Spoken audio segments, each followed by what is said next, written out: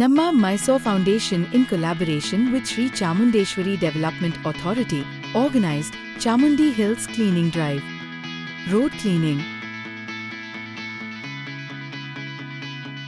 queue line cleaning, steps cleaning,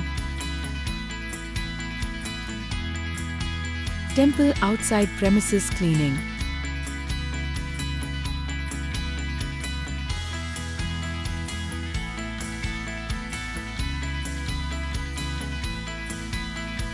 kitchen cleaning, parking lot cleaning, distributing dustbins for sustainable waste management,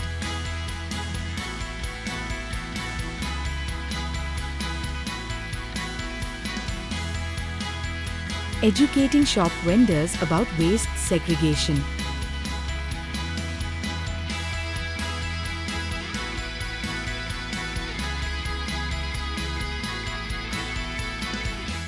ಆಮೇಲೆ ಮೊದಲು clean ಮಾಡ್ಕೊ ಒಳಗಡೆ ಆ tea powder ಮೇಲೆ ಹಸಿರು ಏನ್ ಬರುತ್ತೆ ಇದಕ್ಕೆ ಹಾಕಿ ಒಣಗ್ ಏನ್ ಬರುತ್ತೆ ಹೊರಗಡೆ ಅವರಿಗೆ ಕ್ಲೀನ್ ಆಗಿ ಡೈಲಿ ಕೊಡ್ಬೇಕು. ಮೈಸೂರು ಚಾಮುಂಡಿ ಬೆಟ್ಟದಲ್ಲಿ ಸ್ವಚ್ಛತೆ ಒಂದು ಕಾಪಾಡಬೇಕು ಅನ್ನೋ ಈ ದೃಷ್ಟಿಯಿಂದ, ಅದು ವೈಜ್ಞಾನಿಕವಾಗಿ ಕಾಪಾಡಬೇಕು ಅನ್ನೋ ಒಂದು ಮೂಲ ಕಾರಣಗಳಿಂದ ಚಾಮುಂಡಿ ಬೆಟ್ಟದಲ್ಲಿ ಸ್ವಚ್ಛತೆಗೆ ಆದ್ಯತೆ ನೀಡಬೇಕು. ಬರೋ ಪ್ರವಾಸಿಗರಿರ್ಬೋದು, ನಾಗರಿಕರಿರ್ಬೋದು, ಇವ್ರಿಗೆಲ್ಲ ಒಂದು ಮೋಟಿವೇಶನ್ ಮಾಡಬೇಕು. ಅವ್ರಿಗೊಂದು ಈ ಒಂದು ಸ್ವಚ್ಛತೆಯಲ್ಲಿ ಆದ್ಯತೆ ನೀಡಿ ಅಂತ ಒಂದು ಕರೆಯೋಲೆಗೆ ನಮ್ಮ ಮೈಸೂರು ಫೌಂಡೇಶನ್ ಮುಂದಾಳತ್ವ ತಗೊಂಡಿದೆ.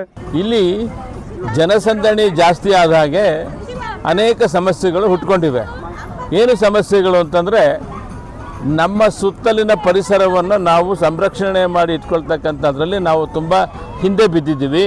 ಅದ್ರ ಬಗ್ಗೆ ಯಾರಿಗೂ ಆಸಕ್ತಿ ಅಷ್ಟಿಲ್ಲ.